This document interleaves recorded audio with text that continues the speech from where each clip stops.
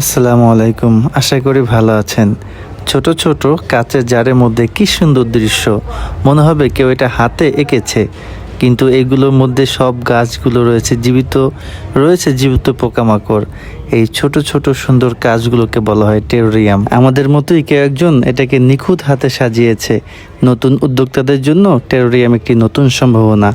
এই ছোট্ট ছোট্ট সুন্দর টেরোরিয়ামগুলো চাহিদা রয়েছে সারা দেশ জুড়ে। পড়ার টেবিলে, অফিসের ডেস্কে, এমনকি ঘরের কোনায় সুন্দরভাবে তাক করে বর্তমানে টেরোরিয়ামের নতুন নতুন সেট আমাদের দেশে খুবই জনপ্রিয়তা পেয়েছে। টেরোরিয়াম জিনিসটা অনেক ছোট, বাট এটা পুরো একটা জগৎ।